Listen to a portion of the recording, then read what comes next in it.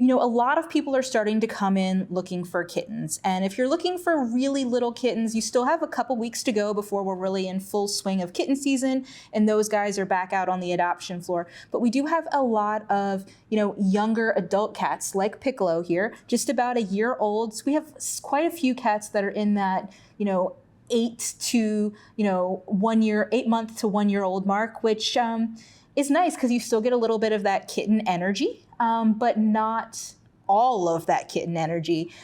Their personalities are a little bit more defined. They're not as zoomy. They're not as needy. So there are a lot of benefits of getting those cats that are just a little bit older. Piccolo is in that age range at about a year old, and she is in our greeter cage, which means that she's fairly confident. She really likes attention. She's usually the first cat that people see when they walk in, and not every cat can handle that. So that says a lot about her temperament, that we feel like she can be in that first spot to get all of the attention.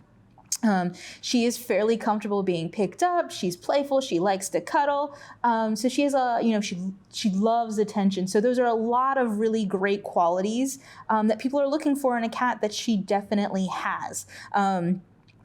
As is the case with all of our animals, we make sure that we get them as up to date as is possible on all their vaccinations. She has already been spayed, and we've done all of her various preventatives. All she needs is to find that perfect forever family. Piccolo has a unique color. What is her actual color pattern? So we get a lot of confusion about cats and their color patterns, and dogs for that matter too. So when you get a cat like this, some people will say she's a brown tabby, and some people have difficulty with brown tabby, gray tabby, so they would say she's a gray tabby. But in actuality, she is a Torbie, and you can tell the difference because she has all that kind of brown tabby coloring, but you can see all those little orange splotches mixed in, and that makes her a Torbie. And the interesting thing about that is, people talk about calico cats all the time, right? So calico cats and tortoiseshell cats and Torbie cats all have the same genetic marker, so they have those similar colors. There's always a lot of confusion with those guys. So calico cats are all white with very distinct patches of black and orange. And then you get tortoiseshell cats that have the black and the orange, but it's all swirled together like somebody mixed paint together.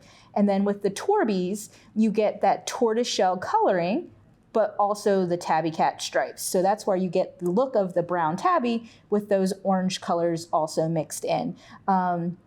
And then to make it even more confusing for people, there's a dilute version of all of those where instead of black and orange or brown and orange, you get gray and cream. So it seems a little trivial, right? But it is really important because if your animal were to get lost and you're trying to identify that animal and describe it to someone, if you describe it incorrectly, we as an organization or people out on the street may be looking for the wrong thing and tell you that, hey, we found your cat, but it's not. So you want to make sure that you're really always identifying your animal's color patterns properly. And we do that here on your paperwork. So if you follow through with our paperwork most of the time, you shouldn't have any issue. But it is a super interesting topic, and there's tons of information about that online if it's of interest to you.